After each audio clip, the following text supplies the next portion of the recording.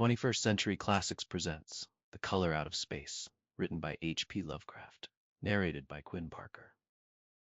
West of Arkham, the hills rise wild, and there are valleys with deep woods that no axe has ever cut. There are dark, narrow glens where the trees slope fantastically and where thin brooklets trickle without ever having caught the glint of sunlight. On the gentler slopes there are farms, ancient and rocky, with squat, moss-coated cottages brooding eternally over old New England's secrets in the lee of great ledges. But these are all vacant now, the wide chimneys crumbling and the shingled sides bulging perilously beneath low gambrel roofs. The old folk have gone away, and foreigners do not like to live there. French Canadians have tried it, Italians have tried it, and the Poles have come and departed. It is not because of anything that can be seen or heard or handled, but because of something that is imagined. The place is not good for imagination, and does not bring restful dreams at night. It must be this which keeps the foreigners away, for old Ami Pierce has never told them of anything he recalls from the strange days.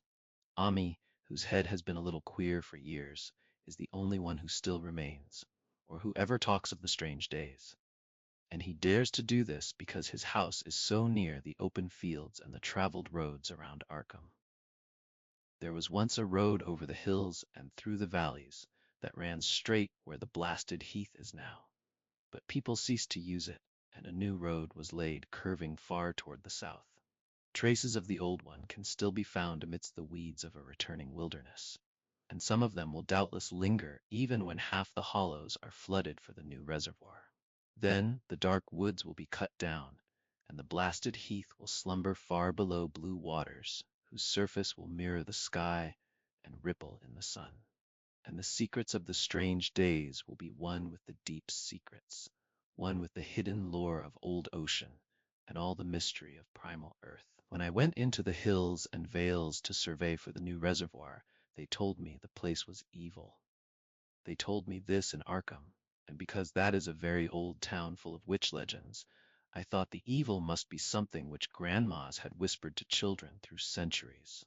The name Blasted Heath seemed to me very odd and theatrical, and I wondered how it had come into the folklore of a Puritan people. Then I saw that dark westward tangle of glens and slopes for myself, and ceased to wonder at anything besides its own elder mystery. It was morning when I saw it, but shadow lurked always there. The trees grew too thickly, and their trunks were too big for any healthy New England wood. There was too much silence in the dim alleys between them, and the floor was too soft with the dank moss and mattings of infinite years of decay. In the open spaces, mostly along the line of the old road, there were little hillside farms, sometimes with all the buildings standing, sometimes with only one or two, and sometimes with only a lone chimney or fast-filling cellar. Weeds and briars reigned, and furtive wild things rustled in the undergrowth. Upon everything was a haze of restlessness and oppression, a touch of the unreal and the grotesque, as if some vital element of perspective or chiaroscuro were awry. I did not wonder that the foreigners would not stay, for this was no region to sleep in. It was too much like a landscape of Salvator Rosa, too much like some forbidden woodcut in a tale of terror. But even all this was not so bad as the blasted heath. I knew it the moment I came upon it at the bottom of a spacious valley, for no other name could fit such thing, or any other thing fit such a name. It was as if the poet had coined the phrase from having seen this one particular region. It must, I thought as I viewed it, be the outcome of a fire. But why had nothing new ever grown over those 5 acres of gray desolation that sprawled open to the sky like a great spot eaten by acid in the woods and fields? It lay largely to the north of the ancient road line, but encroached a little on the other side. I felt an odd reluctance about approaching, and did so at last only because my business took me through and past it. There was no vegetation of any kind on that broad expanse, but only a fine gray dust or ash which no wind seemed ever to blow about. The trees near it were sickly and stunted, and many dead trunks stood or lay rotting at the rim. As I walked hurriedly by, I saw the tumbled bricks and stones of an old chimney and cellar on my right, and the yawning black maw of an abandoned well, whose stagnant vapors played strange tricks with the hues of the sunlight. Even the long, dark woodland climb beyond seemed welcome in contrast, and I marveled no more at the frightened whispers of Arkham people. There had been no house or ruin near.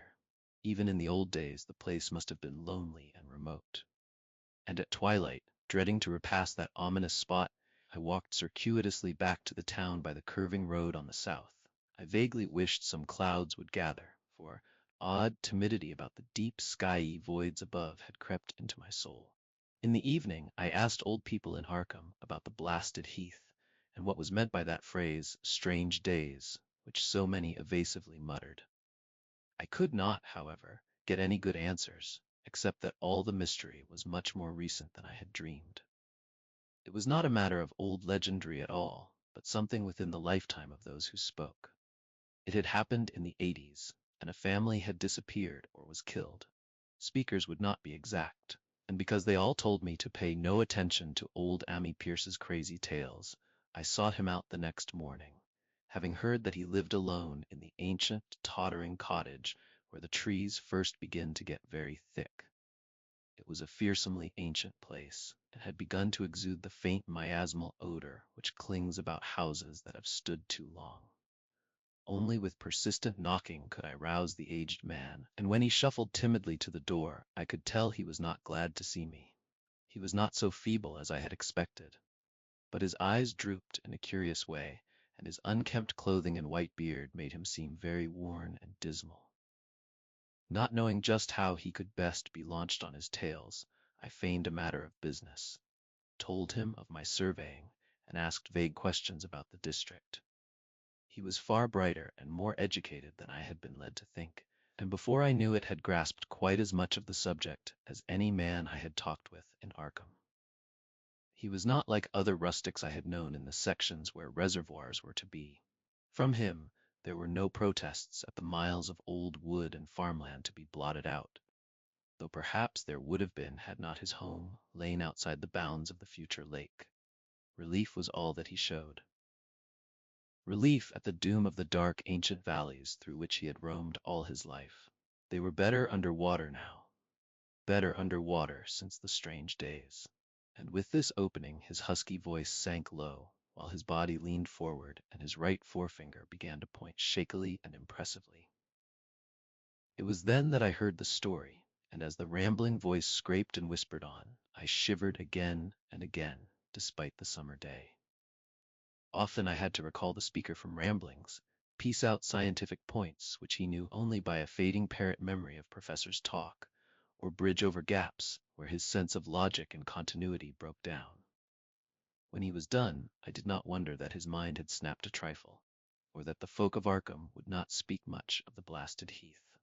I hurried back before sunset to my hotel, unwilling to have the stars come out above me in the open, and the next day returned to Boston to give up my position. I could not go into that dim chaos of old forest and slope again, or face another time that gray blasted heath where the black well yawned deep beside the tumbled bricks and stones. The reservoir will soon be built now, and all those elder secrets will lie safe forever under watery fathoms. But even then, I do not believe I would like to visit that country by night, at least not when the sinister stars are out, and nothing could bribe me to drink the new city water of Arkham. It all began, old Ammi said, with the meteorite. Before that time there had been no wild legends at all since the witch trials, and even then these western woods were not feared half so much as the small island in the Miskatonic, where the devil held court beside a curious stone altar older than the Indians. These were not haunted woods, and their fantastic dusk was never terrible till the strange days. Then there had come that white noontide cloud, that string of explosions in the air, and that pillar of smoke from the valley far in the wood. And by night all Arkham had heard of the great rock that fell out of the sky and bedded itself in the ground beside the well at the Nahum Gardner place. That was the house which had stood where the blasted heath was to come, the trim white Nahum Gardner house amidst its fertile gardens and orchards. Nahum had come to town to tell people about the stone, and had dropped in at Ammi Pierce's on the way. Ammi was 40 then, and all the queer things were fixed very strongly in his mind. He and his wife had gone with the three professors from Miskatonic University, who hastened out the next morning to see the weird visitor from unknown stellar space, and had wondered why Nahum had called it so large the day before. It had shrunk, Nahum said, as he pointed out the big brownish mound above the ripped earth and charred grass near the archaic well sweep in his front yard. But the wise men answered that stones do not shrink. Its heat lingered persistently, and Nahum declared it had glowed faintly in the night. The professors tried it with a geologist's hammer and found it was oddly soft. It was, in truth, so soft as to be almost plastic, and they gouged rather than chipped a specimen to take back to the college for testing. They took it in an old pail borrowed from Nahum's kitchen, for even the small piece refused to grow cool. On the trip back they stopped at Amy's to rest, and seemed thoughtful when Mrs. Pierce remarked that the fragment was growing smaller and burning the bottom of the pail. Truly, it was not large, but perhaps they had taken less than they thought.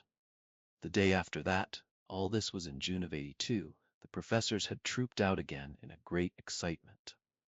As they passed Amy's, they told him what queer things the specimen had done, and how it had faded wholly away when they put it in a glass beaker.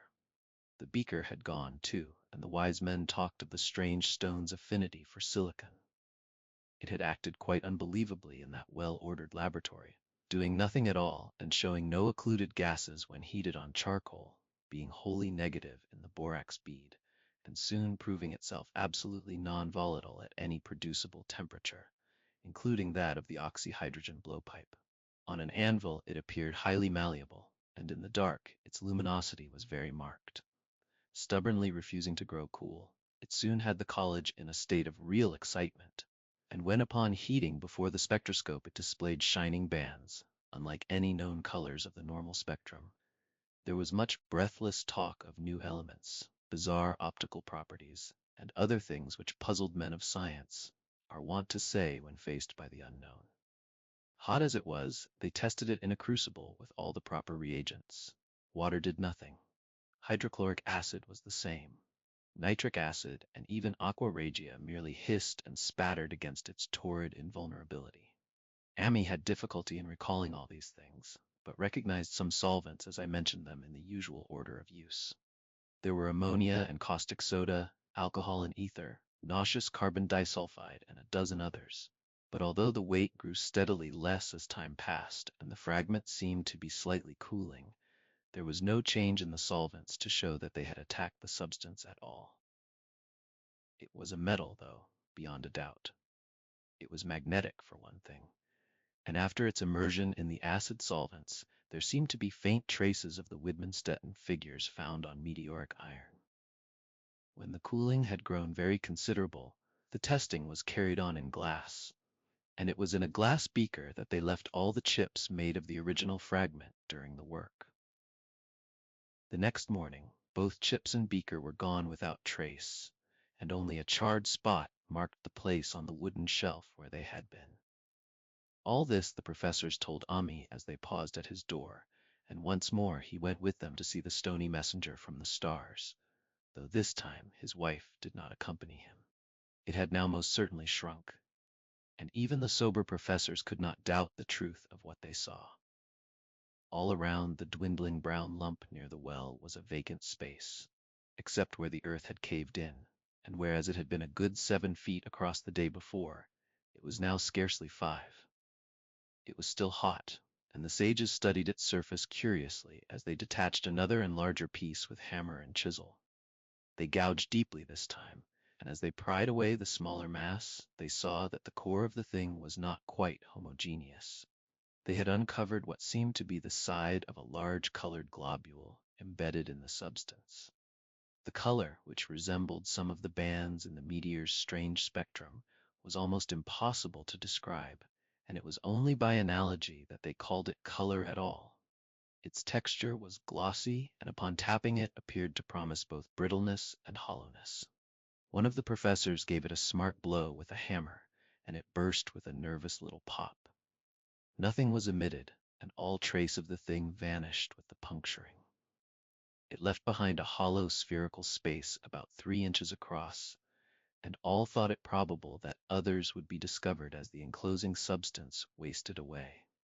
Conjecture was vain, so after a futile attempt to find additional globules by drilling, the seekers left again with their new specimen, which proved, however, as baffling in the laboratory as its predecessor. Aside from being almost plastic, having heat, magnetism, and slight luminosity, cooling slightly in powerful acids, possessing an unknown spectrum, wasting away in air, and attacking silicon compounds with mutual destruction as a result, it presented no identifying features whatsoever. And at the end of the tests, the college scientists were forced to own that they could not place it. It was nothing of this earth, but a piece of the great outside, and as such dowered with outside properties and obedient to outside laws. That night there was a thunderstorm, and when the professors went out to Nahum's the next day, they met with a bitter disappointment. The stone, magnetic as it had been, must have had some peculiar electrical property, for it had drawn the lightning, as Nahum said, with a singular persistence. 6 times within an hour the farmer saw the lightning strike the furrow in the front yard, and when the storm was over, nothing remained but a ragged pit by the ancient well sweep, half chocked with caved-in earth. Digging had borne no fruit, and the scientists verified the fact of the utter vanishment. The failure was total, so that nothing was left to do but go back to the laboratory and test again the disappearing fragment left carefully cased in lead. That fragment lasted a week, at the end of which nothing of value had been learned of it. When it had gone, no residue was left behind, and in time the professors felt scarcely sure they had indeed seen with waking eyes that cryptic vestige of the fathomless gulfs outside, that lone, weird message from other universes and other realms of matter, force, and entity. As was natural, the Arkham papers made much of the incident with its collegiate sponsoring, and sent reporters to talk with Nahum Gardner and his family. At least one Boston daily also sent a scribe, and Nahum quickly became a kind of local celebrity. He was a lean, genial person of about 50, living with his wife and 3 sons on the pleasant farmstead in the valley. He and Ami exchanged visits frequently, as did their wives, and Ami had nothing but praise for him after all these years.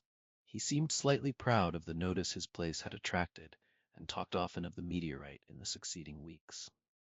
That July and August were hot, and Nahum worked hard at his haying in the 10-acre pasture across Chapman's Brook, his rattling wain wearing deep ruts in the shadowy lanes between.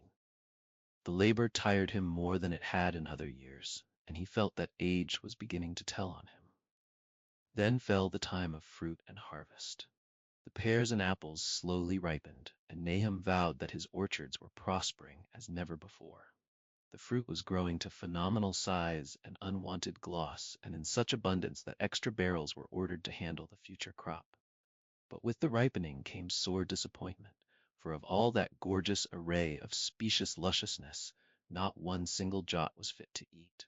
Into the fine flavor of the pears and apples had crept a stealthy bitterness and sickishness, so that even the smallest of bites induced a lasting disgust. It was the same with the melons and tomatoes, and Nahum sadly saw that his entire crop was lost. Quick to connect events, he declared that the meteorite had poisoned the soil, and thanked heaven that most of the other crops were in the upland lot along the road. Winter came early and was very cold.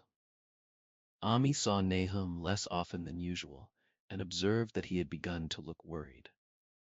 The rest of his family, too, seemed to have grown taciturn, and were far from steady in their church-going or their attendance at the various social events of the countryside.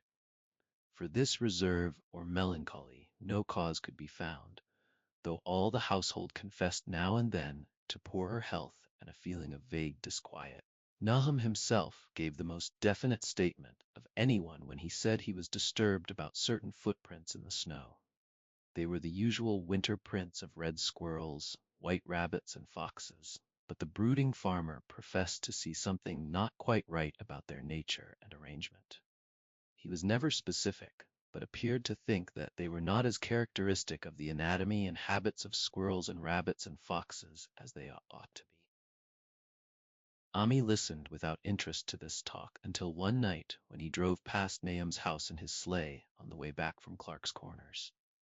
There had been a moon, and a rabbit had run across the road, and the leaps of that rabbit were longer than either Ami or his horse liked. The latter, indeed, had almost run away when brought up by a firm rein. Thereafter, Ami gave Nahum's tales more respect, and wondered why the Gardner dogs seemed so cowed and quivering every morning. They had, it developed, nearly lost the spirit to bark. In February, the McGregor boys from Meadow Hill were out shooting woodchucks, and not far from the Gardner place bagged a very peculiar specimen. The proportions of its body seemed slightly altered in a queer way impossible to describe, while its face had taken on an expression which no one ever saw in a woodchuck before. The boys were genuinely frightened, and threw the thing away at once, so that only their grotesque tales of it ever reached the people of the countryside. But the shying of horses near Nahum's house had now become an acknowledged thing, and all the basis for a cycle of whispered legend was fast taking form. People vowed that the snow melted faster around Nahum's than it did anywhere else, and early in March there was an odd discussion in Potter's General Store at Clark's Corners. Stephen Rice had driven past Gardner's in the morning, and had noticed the skunk cabbages coming up through the mud by the woods across the road. Never were things of such size seen before, and they held strange colors that could not be put into any words. Their shapes were monstrous, and the horse had snorted at an odor which struck Stephen as wholly unprecedented. That afternoon, several persons drove past to see the abnormal growth, and all agreed that plants of that kind ought never to sprout in a healthy world. The bad fruit of the fall before was freely mentioned, and it went from mouth to mouth that there was poison in Nahum's ground. Of course it was the meteorite, and remembering how strange the men from the college had found that stone to be, several farmers spoke about the matter to them. One day they paid Nahum a visit, but having no love of wild tales and folklore, were very conservative in what they inferred. The plants were certainly odd, but all skunk cabbages are more or less odd in shape and hue. Perhaps some mineral element from the stone had entered the soil, but it would soon be washed away. And as for the footprints and frightened horses, of course this was mere country talk, which such a phenomenon as the aerolite would be certain to start. There was really nothing for serious men to do in cases of wild gossip, for superstitious rustics will say and believe anything, and so all through the strange days the professors stayed away in contempt. Only one of them, when given 2 files of dust for analysis in a police job over a year and a half later, recalled that the queer color of that skunk cabbage had been very like one of the anomalous bands of light shown by the meteor fragment in the college spectroscope, and like the brittle globule found embedded in the stone from the abyss. The samples in this analysis case gave the same odd bands at first, though later they lost the property. The trees budded prematurely around Nahum's, and at night they swayed ominously in the wind. Nahum's second son Thaddeus, a lad of 15, swore that they swayed also when there was no wind, but even the gossips would not credit this. Certainly, however, restlessness was in the air. The entire Gardner family developed the habit of stealthy listening, though not for any sound which they could consciously name. The listening was, indeed, rather a product of moments when consciousness seemed half to slip away. Unfortunately, such moments increased week by week, till it became common speech that something was wrong with all Nahum's folks. When the early saxifrage came out, it had another strange color, not quite like that of the skunk cabbage, but plainly related and equally unknown to anyone who saw it. Nahum took some blossoms to Arkham and showed them to the editor of the Gazette, but that dignitary did no more than write a humorous article about them, in which the dark fears of rustics were held up to polite ridicule. It was a mistake of Nahum's to tell a stolid city man about the way the great, overgrown morning cloak butterflies behaved in connection with these saxifrages. April brought a kind of madness to the country folk, and began that disuse of the road past Nahum's which led to its ultimate abandonment. It was next the vegetation. All the orchard trees blossomed forth in strange colors, and through the stony soil of the yard and adjacent pasturage there sprang up a bizarre growth which only a botanist could connect with the proper flora of the region. No sane, wholesome colors were anywhere to be seen except in the green grass and leafage, but everywhere were those hectic and prismatic variants of some diseased underlying primary tone without a place among the known tints of earth. The Dutchman's breeches became a thing of sinister menace, and the bloodroots grew insolent in their chromatic perversion. Amy and the Gardners thought that most of the colors had a sort of haunting familiarity, and decided that they reminded one of the brittle globule in the meteor. Nahum plowed and sowed the 10-acre pasture in the upland lot, but did nothing with the land around the house. He knew it would be of no use, and hoped that the summer's strange growths would draw all the poison from the soil. He was prepared for almost anything now, and had grown used to the sense of something near him waiting to be heard. The shunning of his house by neighbors told on him, of course, but it told on his wife more. The boys were better off, being at school each day, but they could not help being frightened by the gossip. Thaddeus, an especially sensitive youth, suffered the most. In May the insects came, and Nahum's place became a nightmare of buzzing and crawling. Most of the creatures seemed not quite usual in their aspects and motions, and their nocturnal habits contradicted all former experience. The Gardners took to watching at night, watching in all directions at random for something they could not tell what. It was then that they all owned that Thaddeus had been right about the trees. Mrs. Gardner was the next to see it from the window, as she watched the swollen boughs of a maple against a moonlit sky. The boughs surely moved, and there was no wind. It must be the sap. Strangeness had come into everything growing now. Yet it was none of Nahum's family at all who made the next discovery. Familiarity had dulled them, and what they could not see was glimpsed by a timid windmill salesman from Bolton, who drove by one night in ignorance of the country legends. What he told in Arkham was given a short paragraph in the Gazette, and it was there that all the farmers, Nahum included, saw it first. The night had been dark and the buggy lamps faint, but around a farm in the valley, which everyone knew from the account must be Nahum's, the darkness had been less thick. A dim though distinct luminosity seemed to inhere in all the vegetation, grass, leaves, and blossoms alike, while at one moment a detached piece of the phosphorescence appeared to stir furtively in the yard near the barn. The grass had so far seemed untouched, and the cows were freely pastured in the lot near the house, but toward the end of May, the milk began to be bad. Then Nahum had the cows driven to the uplands, after which this trouble ceased. Not long after this, the change in grass and leaves became apparent to the eye. All the verdure was going gray and was developing a highly singular quality of brittleness. Ami was now the only person who ever visited the place, and his visits were becoming fewer and fewer. When school closed, the Gardners were virtually cut off from the world, and sometimes let Ami do their errands in town. They were failing curiously, both physically and mentally, and no one was surprised when the news of Mrs. Gardner's madness stole around. It happened in June, about the anniversary of the meteor's fall, and the poor woman screamed about things in the air which she could not describe. In her raving there was not a single specific noun, but only verbs and pronouns. Things moved and changed and fluttered, and ears tingled to impulses which were not wholly sounds. Something was taken away. She was being drained of something. Something was fastening itself on her that ought not to be. Someone must make it keep off.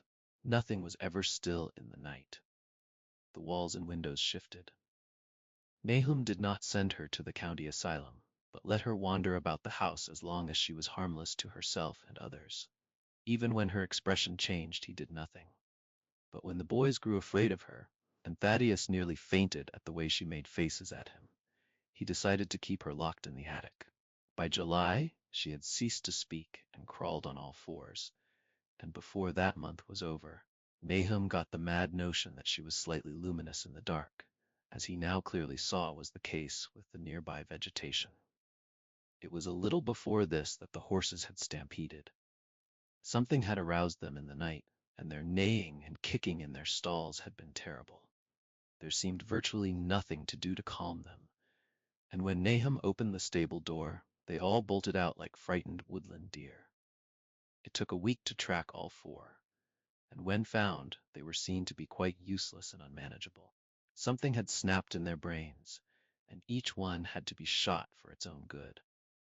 Nahum borrowed a horse from Ami for his haying, but found it would not approach the barn. It shied, balked, and whinnied, and in the end he could do nothing but drive it into the yard, while the men used their own strength to get the heavy wagon near enough the hayloft for convenient pitching. And all the while the vegetation was turning gray and brittle. Even the flowers, whose hues had been so strange, were graying now, and the fruit was coming out gray and dwarfed and tasteless.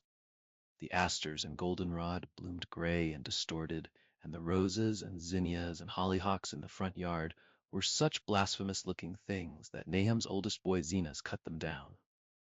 The strangely puffed insects died about that time, even the bees that had left their hives and taken to the woods. By September, all the vegetation was fast crumbling to a grayish powder, and Nahum feared that the trees would die before the poison was out of the soil. His wife now had spells of terrific screaming, and he and the boys were in a constant state of nervous tension. They shunned people now, and when school opened, the boys did not go. But it was Ami, on one of his rare visits, who first realized that the well water was no longer good. It had an evil taste that was not exactly fetid nor exactly salty, and Ami advised his friend to dig another well on higher ground to use till the soil was good again. Nahum, however, ignored the warning, for he had by that time become calloused to strange and unpleasant things. He and the boys continued to use the tainted supply, drinking it as listlessly and mechanically as they ate their meager and ill-cooked meals, and did their thankless and monotonous chores through the aimless days. There was something of stolid resignation about them all, as if they walked half in another world, between lines of nameless guards, to a certain and familiar doom. Thaddeus went mad in September after a visit to the well. He had gone with a pail, and had come back empty-handed, shrieking and waving his arms, and sometimes lapsing into an inane titter or a whisper about the moving colors down there. 2-in-1 family was pretty bad, but Nahum was very brave about it. He let the boy run about for a week until he began stumbling and hurting himself, and then he shut him in an attic room across the hall from his mother's. The way they screamed at each other from behind their locked doors was very terrible, especially to little Merwin, who fancied they talked in some terrible language that was not of earth.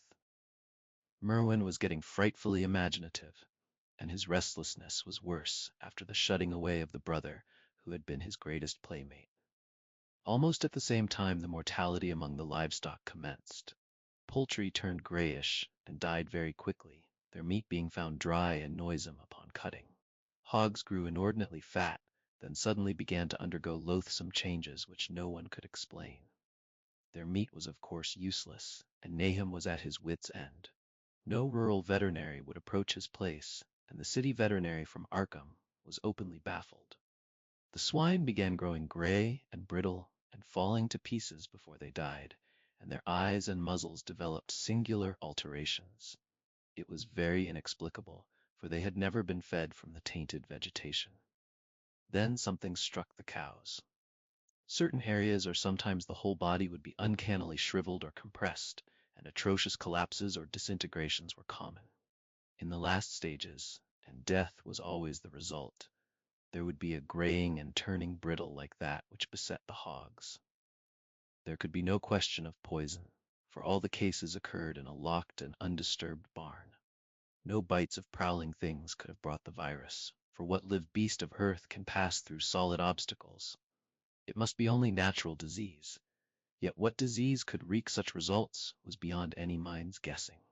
When the harvest came, there was not an animal surviving on the place, for the stock and poultry were dead and the dogs had run away. These dogs, 3 in number, had all vanished one night and were never heard of again. The 5 cats had left some time before, but their going was scarcely noticed, since there now seemed to be no mice, and only Mrs. Gardner had made pets of the graceful felines.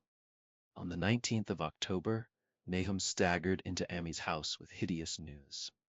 The death had come to poor Thaddeus in his attic room, and it had come in a way which could not be told. Nahum had dug a grave in the railed family plot behind the farm, and had put therein what he found. There could have been nothing from outside, for the small barred window and locked door were intact, but it was much as it had been in the barn. Ami and his wife consoled the stricken man as best they could, but shuddered as they did so. Stark terror seemed to cling round the Gardners and all they touched, and the very presence of one in the house was a breath from regions unnamed and unnameable. Ami accompanied Nahum home with the greatest reluctance, and did what he might to calm the hysterical sobbing of little Merwin. Zenas needed no calming. He had come of late to do nothing but stare into space and obey what his father told him, and Ami thought that his fate was very merciful. Now and then Merwin's screams were answered faintly from the attic, and in response to an inquiring look, Nahum said that his wife was getting very feeble. When night approached, Ami managed to get away, for not even friendship could make him stay in that spot when the faint glow of the vegetation began, and the trees may or may not have swayed without wind. It was really lucky for Ami that he was not more imaginative. Even as things were, his mind was bent ever so slightly. But had he been able to connect and reflect upon all the portents around him, he must inevitably have turned a total maniac. In the twilight he hastened home, the screams of the mad woman and the nervous child ringing horrible in his ears. 3 days later, Nahum burst into Ami's kitchen in the early morning, and in the absence of his host, stammered out a desperate tale once more, while Mrs. Pierce listened in a clutching fright. It was little Merwin this time. He was gone. He had gone out late at night with a lantern and pail for water, and had never come back. He'd been going to pieces for days and hardly knew what he was about. Screamed at everything. There had been a frantic shriek from the yard then, but before the father could get to the door, the boy was gone. There was no glow from the lantern he had taken, and of the child himself no trace. At the time Nahum thought the lantern and pail were gone too. But when dawn came, and the man had plodded back from his all-night search of the woods and fields, he had found some very curious things near the well. There was a crushed and apparently somewhat melted mass of iron, which had certainly been the lantern, while a bent pail and twisted iron hoops beside it, both half-fused, seemed to hint at the remnants of the pail. That was all. Nahum was past imagining, Mrs. Pierce was blank, and Ami, when he had reached home and heard the tale, could give no guess. Merwin was gone, and there would be no use in telling the people around, who shunned all Gardners now.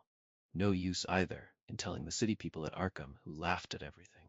Thad was gone, and now Merwin was gone. Something was creeping and waiting to be seen and heard. Nahum would go soon, and he wanted Ami to look after his wife and Zenas if they survived him.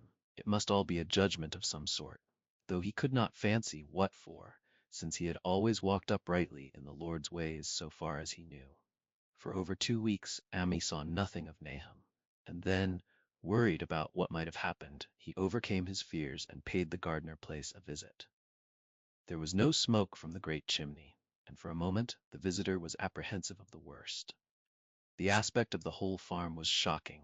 Grayish withered grass and leaves on the ground, vines falling in brittle wreckage from archaic walls and gables, and great bare trees clawing up at the gray November sky with a studied malevolence which Ami could not but feel had come from some subtle change in the tilt of the branches. But Nahum was alive, after all. He was weak and lying in a couch in the low-ceiled kitchen, but perfectly conscious and able to give simple orders to Zenas. The room was deadly cold, and as Ami visibly shivered, the host shouted huskily to Zenas for more wood. Wood, indeed, was sorely needed, since the cavernous fireplace was unlit and empty, with a cloud of soot blowing about in the chill wind that came down the chimney. Presently Nahum asked him if the extra wood had made him any more comfortable, and then Ami saw what had happened.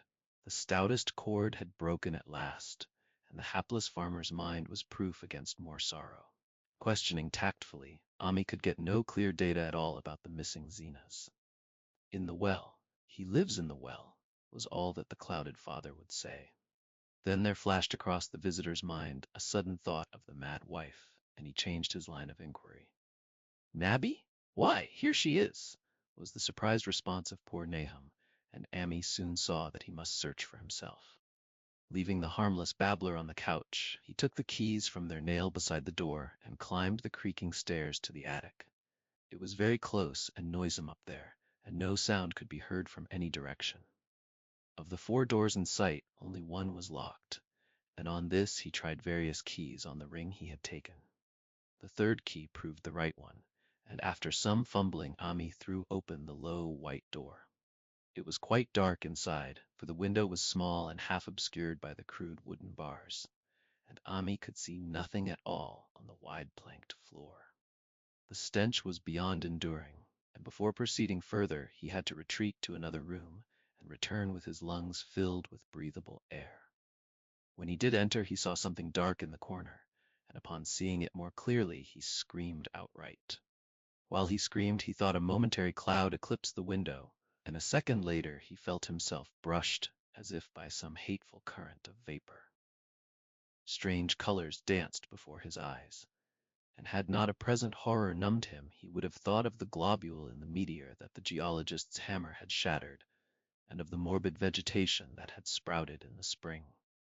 As it was, he thought only of the blasphemous monstrosity which confronted him, and which all too clearly had shared the nameless fate of young Thaddeus and the livestock.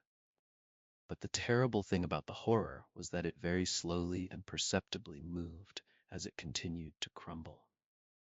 Ami would give me no added particulars of this scene, but the shape in the corners does not reappear in his tale as a moving object.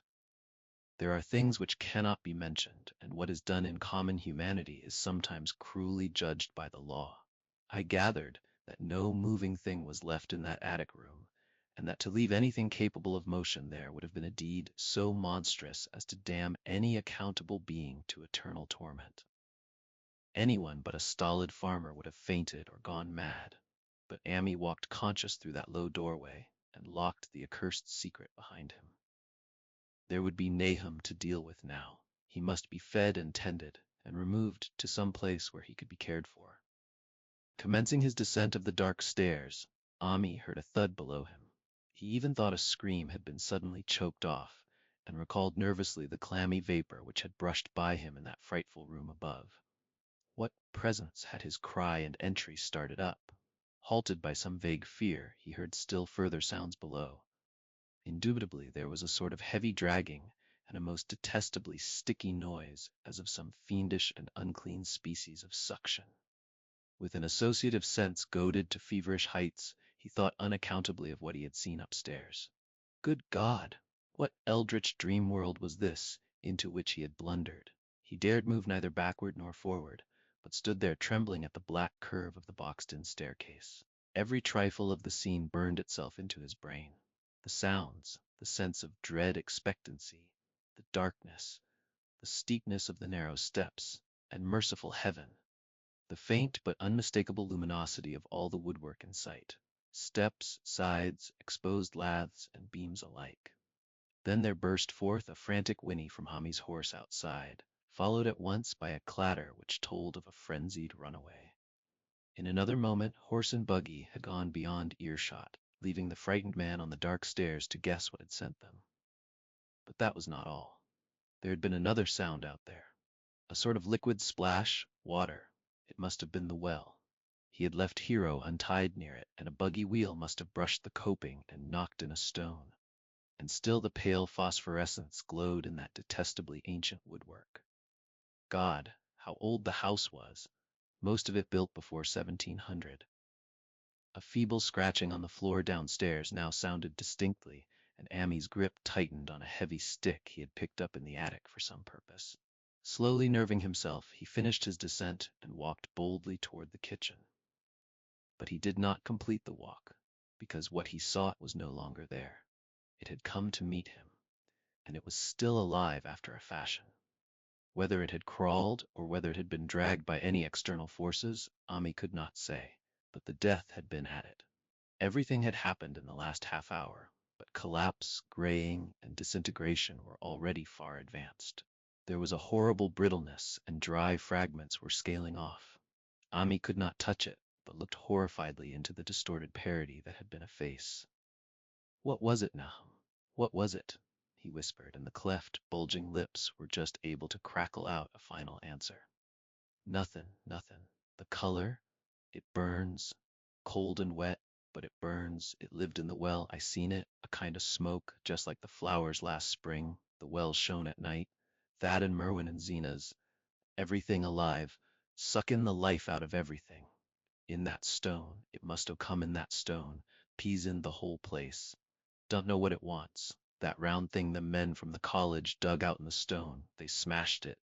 It was that same color, just the same, like the flowers and plants. Must have been more of 'em. Seeds, they growed. I seen it the fust time this week. Must have got strong on Zena's. He was a big boy, full of life. It beats down your mind and then gets ye, burns ye up in the well water. You was right about that. Evil water. Zena's never come back from the well. Can't get away. Draws ye, you know summat's comin', but 'tain't no use. I seen it time and age and Zena's was took. Where's Nabby Ammy? My head's no good. Don't know how long since I fed her. It'll get her if we ain't keerful. Just a color. Her face is gettin' to have that color sometimes towards night, and it burns and sucks. It come from some place where things ain't as they is here. One of them professors said so. He was right. Look out, Ammy. It'll do suthin' more. Sucks the life out. But that was all. That which spoke could speak no more because it had completely caved in. Ami laid a red checked tablecloth over what was left and reeled out the back door into the fields. He climbed the slope to the 10-acre pasture and stumbled home by the north road and the woods. He could not pass that well from which his horses had run away. He had looked at it through the window and had seen that no stone was missing from the rim. Then the lurching buggy had not dislodged anything after all. The splash had been something else, something which went into the well after it had done with poor Nahum. When Ami reached his house, the horses and buggy had arrived before him and thrown his wife into fits of anxiety. Reassuring her without explanations, he set out at once for Arkham and notified the authorities that the Gardner family was no more. He indulged in no details, but merely told of the deaths of Nahum and Nabby, that of Thaddeus being already known, and mentioned that the cause seemed to be the same strange ailment which had killed the livestock. He also stated that Merwin and Zena's had disappeared. There was considerable questioning at the police station, and in the end, Ami was compelled to take 3 officers to the Gardner farm, together with the coroner, the medical examiner, and the veterinary who had treated the diseased animals. He went much against his will, for the afternoon was advancing, and he feared the fall of night over that accursed place, but it was some comfort to have so many people with him. The 6 men drove out in a Democrat wagon, following Ami's buggy, and arrived at the pest-ridden farmhouse about 4 o'clock. Used as the officers were to gruesome experiences, not one remained unmoved at what was found in the attic and under the red checked tablecloth on the floor below. The whole aspect of the farm with its gray desolation was terrible enough, but those 2 crumbling objects were beyond all bounds. No one could look long at them, and even the medical examiner admitted that there was very little to examine. Specimens could be analyzed, of course, so he busied himself in obtaining them. And here it develops that a very puzzling aftermath occurred at the college laboratory, where the 2 phials of dust were finally taken. Under the spectroscope, both samples gave off an unknown spectrum, in which many of the baffling bands were precisely like those which the strange meteor had yielded in the previous year. The property of emitting this spectrum vanished in a month, the dust thereafter consisting mainly of alkaline phosphates and carbonates. Amy would not have told the men about the well if he had thought they meant to do anything then and there. It was getting towards sunset, and he was anxious to be away, but he could not help glancing nervously at the stony curb by the great sweep, and when a detective questioned him, he admitted that Nahum had feared something down there, so much so that he had never even thought of searching it for Merwin or Zena's. After that, nothing would do but that they empty and explore the well immediately. So Ami had to wait, trembling, while pail after pail of rank water was hauled up and splashed on the soaking ground outside. The men sniffed in disgust at the fluid, and toward the last held their noses against the fodor they were uncovering. It was not so long a job as they had feared it would be, since the water was phenomenally low. There is no need to speak too exactly of what they found. Merwin and Zena's were both there, in part, though the vestiges were mainly skeletal. There were also a small deer and a large dog in about the same state, and a number of bones of smaller animals. The ooze and slime at the bottom seemed inexplicably porous and bubbling, and a man who descended on handholds with a long pole found that he could sink the wooden shaft to any depth in the mud of the floor without meeting any solid obstruction. Twilight had now fallen, and lanterns were brought from the house. Then, when it was seen that nothing further could be gained from the well, everyone went indoors and conferred in the ancient sitting room, while the intermittent light of a spectral half-moon played wanly on the gray desolation outside. The men were frankly nonplussed by the entire case, and could find no convincing common element to link the strange vegetable conditions, the unknown disease of livestock and humans, and the unaccountable deaths of Merwin and Zenas in the tainted well. They had heard the common country talk, it is true, but could not believe that anything contrary to natural law had occurred. No doubt the meteor had poisoned the soil, but the illness of person and animals who had eaten nothing grown in that soil was another matter. Was it the well water? Very possibly. It might be a good idea to analyze it. But what peculiar madness could have made both boys jump into the well? Their deeds were so similar, and the fragments showed that they had both suffered from the gray, brittle death. Why was everything so gray and brittle? It was the coroner, seated near a window overlooking the yard, who first noticed the glow about the well. Night had fully set in, and all the abhorrent grounds seemed faintly luminous with more than the fitful moonbeams, but this new glow was something definite and distinct, and appeared to shoot up from the black pit like a softened ray from a searchlight, giving dull reflections in the little ground pools where the water had been emptied. It had a very queer color, and as all the men clustered round the window, Ami gave a violent start.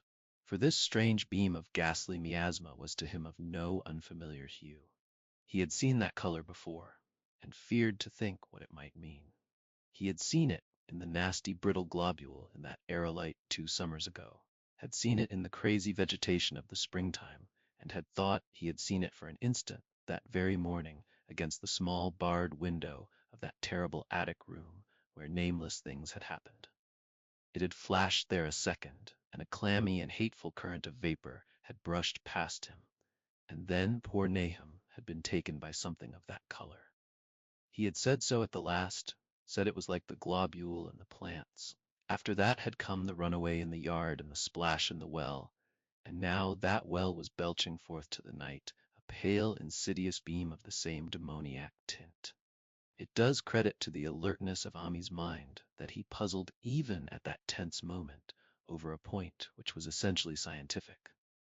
He could not but wonder at his gleaning of the same impression from a vapor glimpsed in the daytime against a window opening in the morning sky, and from a nocturnal exhalation seen as a phosphorescent mist against the black and blasted landscape.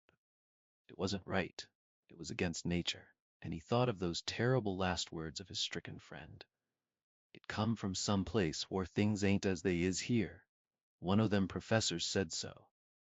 All 3 horses outside, tied to a pair of shriveled saplings by the road, were now neighing and pawing frantically. The wagon driver started for the door to do something, but Ami laid a shaky hand on his shoulder. "Don't go out thar," he whispered. "They's more to this nor what we know. Nahum said something lived in the well that sucks your life out. He said it must be some 'at growed from a round ball like one we all seen in the meteor stone that fell a year ago June. Sucks and burns, he said, and is jest a cloud of color like that light out thar now that ye can hardly see and can't tell what it is. Nahum thought it feeds on everything livin' and gets stronger all the time. He said he seen it this last week. It must be something from away off in the sky like the men from the college last year says the meteor stone was. The way it's made and the way it works ain't like no way o' God's world. It's some'at from beyond." So the men paused indecisively as the light from the well grew stronger, and the hitched horses pawed and whinnied in increasing frenzy. It was truly an awful moment, with terror in that ancient and accursed house itself. 4 monstrous sets of fragments, 2 from the house and 2 from the well, in the woodshed behind, and that shaft of unknown and unholy iridescence from the slimy depths in front. Ami had restrained the driver on impulse, forgetting how uninjured he himself was after the clammy brushing of that colored vapor in the attic room. But perhaps it is just as well that he acted as he did. No one will ever know what was abroad that night. And though the blasphemy from beyond had not so far hurt any human of unweakened mind, there is no telling what it might not have done at that last moment. And with its seemingly increased strength and the special signs of purpose it was soon to display beneath the half-clouded moonlit sky.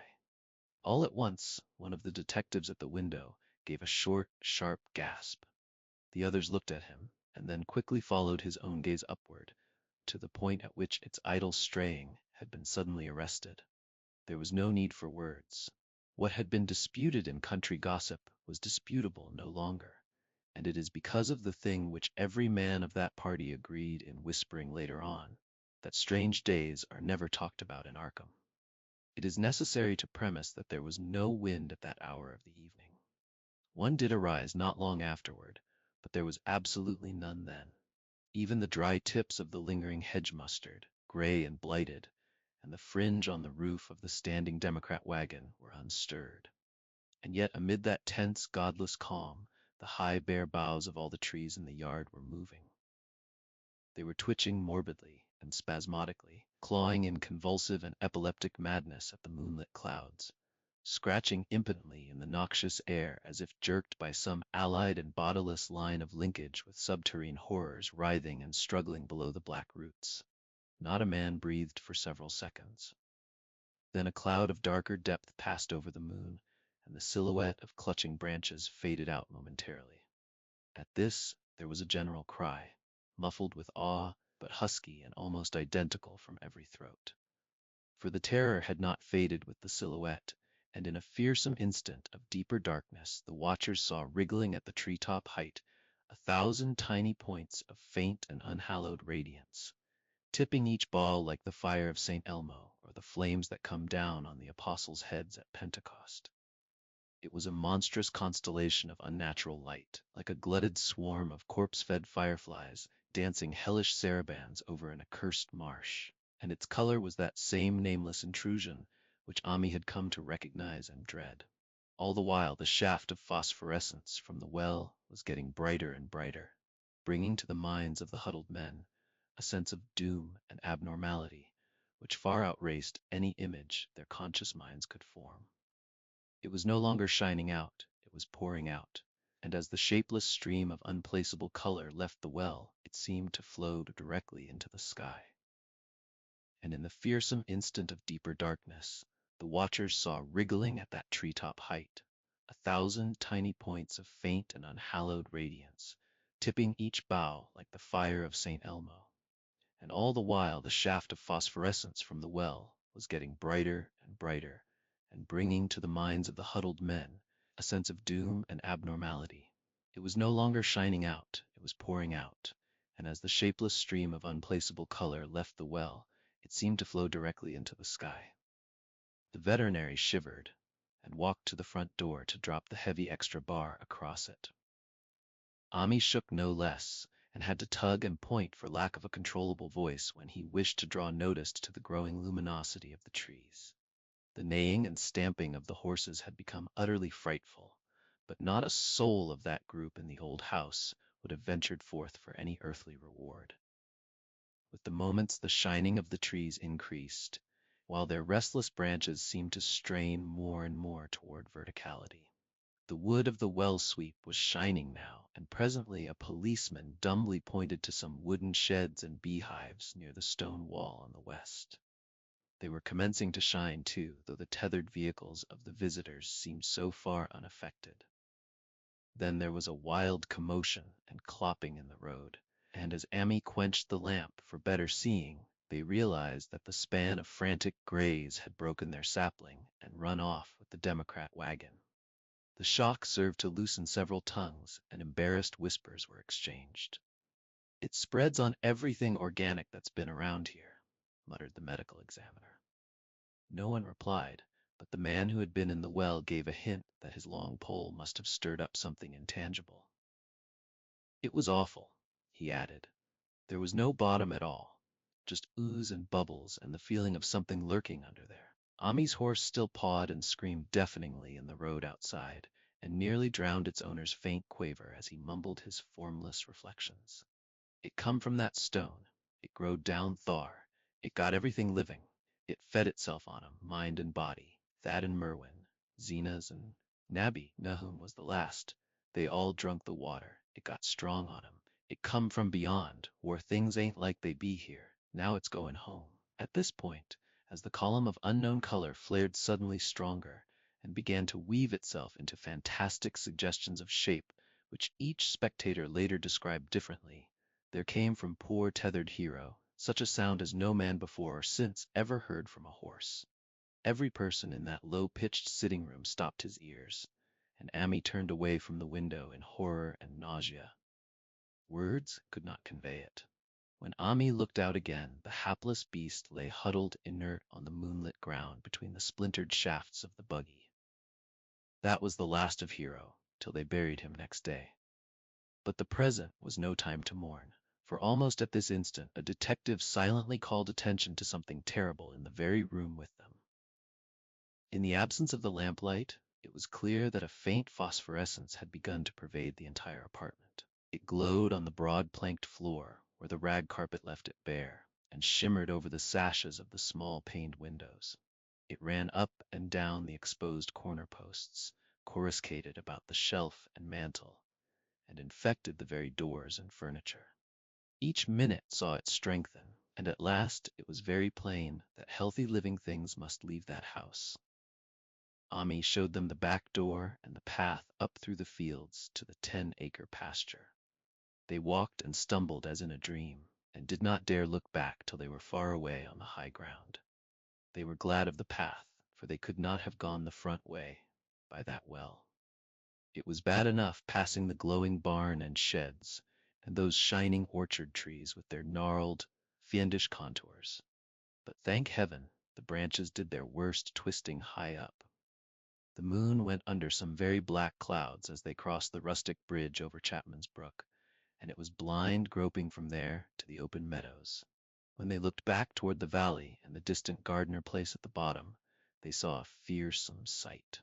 All the farm was shining with a hideous, unknown blend of color. Trees, buildings, and even such grass and herbage as had not been wholly changed to lethal gray brittleness. The boughs were all straining skyward, tipped with tongues of foul flame, and lambent tricklings of the same monstrous fire were creeping about the ridgepoles of the house, barn, and sheds.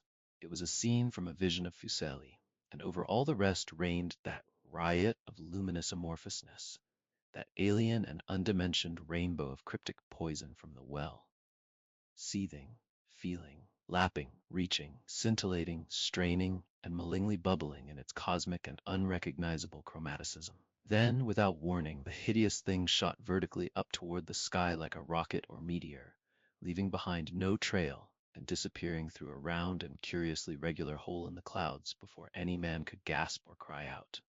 No watcher can ever forget that sight, and Ami stared blankly at the stars of Cygnus, Deneb twinkling above the others, where the unknown color had melted into the Milky Way. But his gaze was the next moment called swiftly to earth by the crackling in the valley. It was just that, only a wooden ripping and crackling, and not an explosion, as so many others of the party vowed.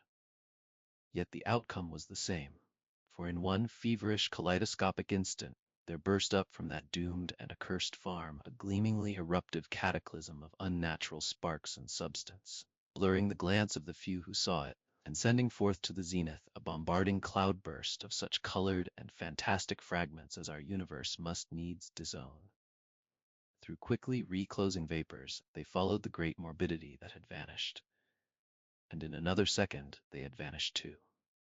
Behind and below was only a darkness to which the men dared not return, and all about was a mounting wind which seemed to sweep down in black, frore gusts from interstellar space.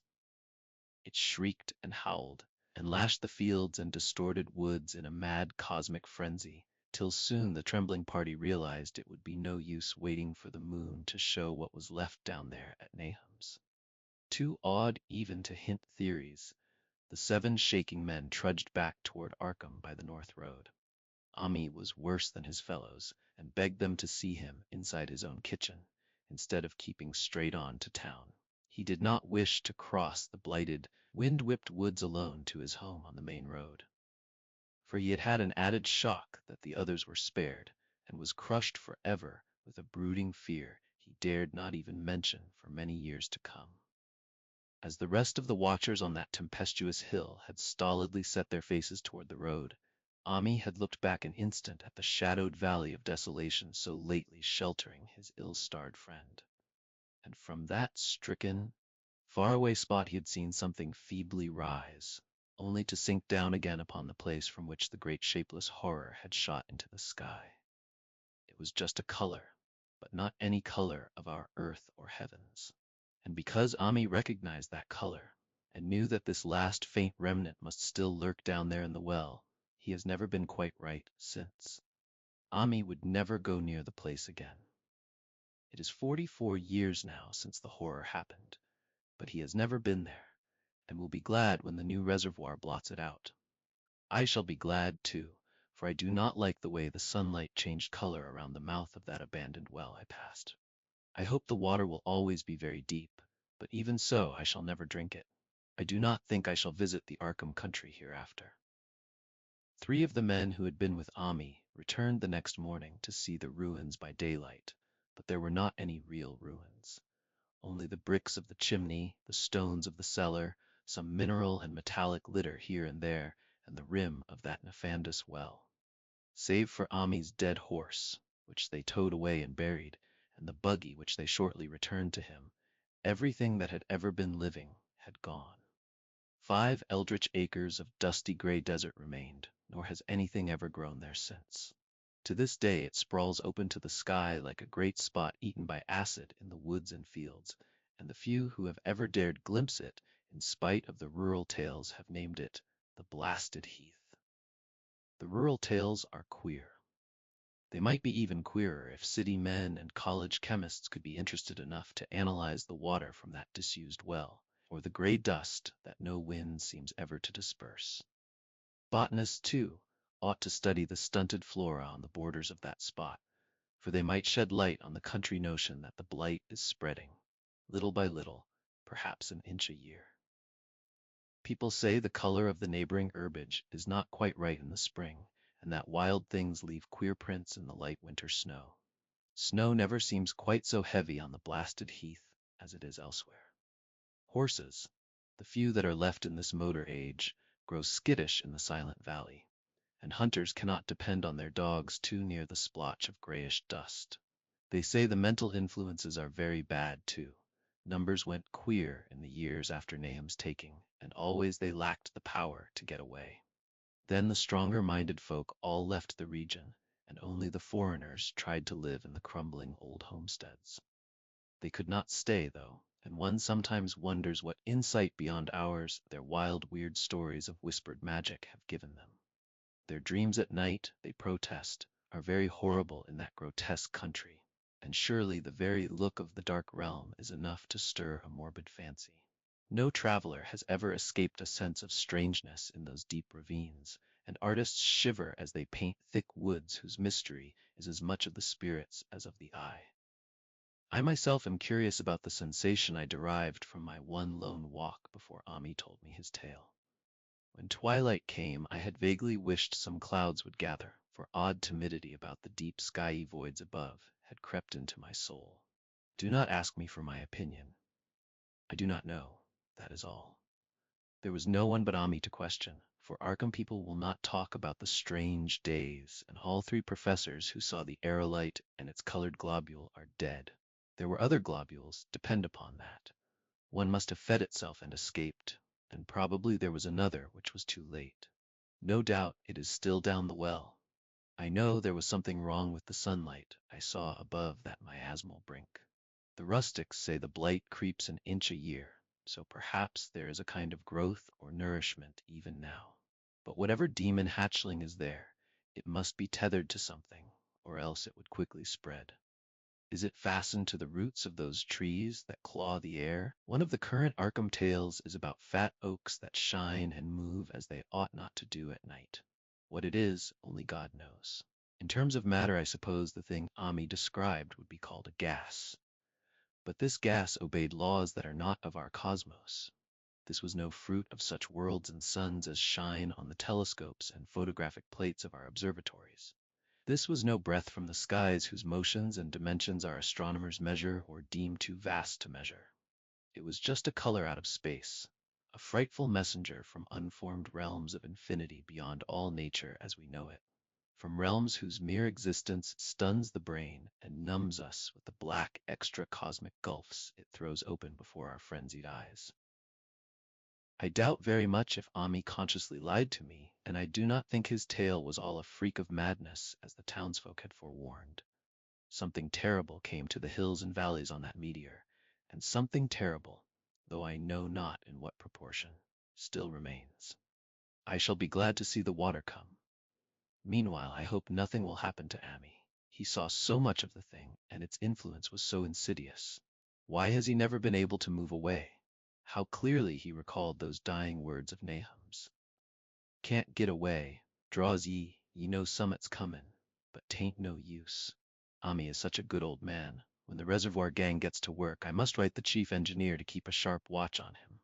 I would hate to think of him as the gray, twisted, brittle monstrosity which persists more and more in troubling my sleep. The end. Thanks for watching. If you like this recording, please like the video and comment below what book you want to hear next. Also, be sure to subscribe so you don't miss out on any of our upcoming audiobooks.